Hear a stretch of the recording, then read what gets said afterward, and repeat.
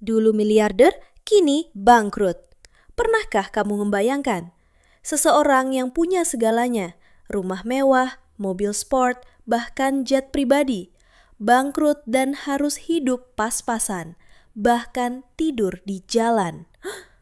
Kekayaan bisa membuat hidup terasa tak terbatas, tapi bagi sebagian orang justru jadi awal dari kehancuran.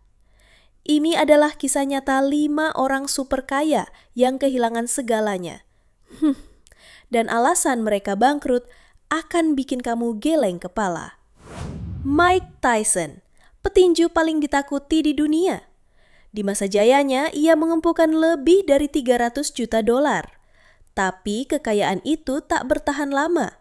Tyson membeli mobil mewah, jet pribadi, bahkan harimau peliharaan. Ia bisa menghabiskan 1 juta dolar dalam seminggu hanya untuk pesta.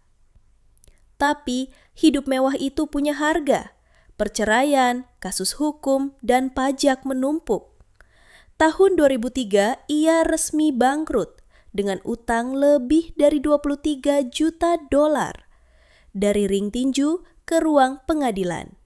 Tyson berkata, "Aku punya segalanya, tapi aku tak bisa menjaganya." Nicolas Cage, aktor Hollywood pemenang Oscar, bayaran tertinggi di masanya. Tapi dia juga pemboros kelas berat. Ia membeli 15 rumah mewah, 2 kastil, pulau pribadi, bahkan tengkorak dinosaurus. Ketika tagihan pajak datang, semua sudah terlambat. Cage terjerat utang jutaan dolar dan terpaksa menjual hampir semua asetnya. Kini ia masih aktif di layar lebar, bukan untuk kemewahan, tapi demi membayar kesalahan masa lalu.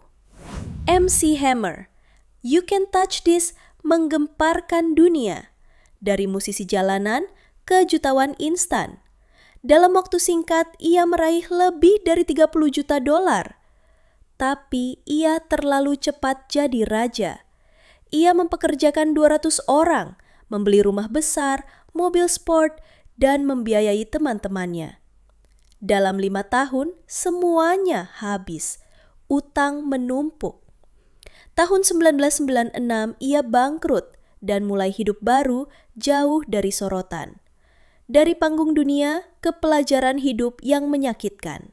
James Howells bukan selebritas, tapi ia menyimpan harta senilai triliunan rupiah. Sayangnya, harta itu sekarang ada di tempat sampah. Tahun 2013, James membuang hard drive lama berisi lebih dari 8.000 Bitcoin. Sekarang nilainya lebih dari 5 triliun rupiah. Ia sudah meminta izin untuk menggali tempat pembuangan tapi selalu ditolak. Sekarang ia hanya bisa menyesal. Sebuah kesalahan kecil dengan konsekuensi luar biasa. Antoine Walker, bintang NBA dengan kekayaan 110 juta dolar, tapi gaya hidupnya tak kalah ekstrim. Judi, investasi bodoh, dan pengeluaran tak terkendali membuatnya bangkrut hanya 2 tahun setelah pensiun. Ia bahkan pernah ditahan karena gagal bayar utang. Tapi ia bangkit.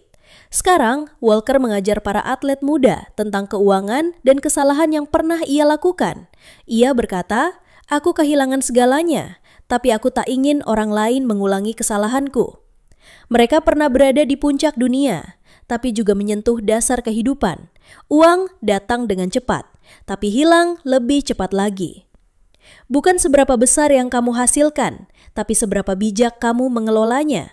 Kekayaan sejati bukan soal jumlah, tapi soal kebijaksanaan. Dan mereka adalah contoh terbaik tentang apa yang bisa terjadi saat kebijaksanaan itu hilang.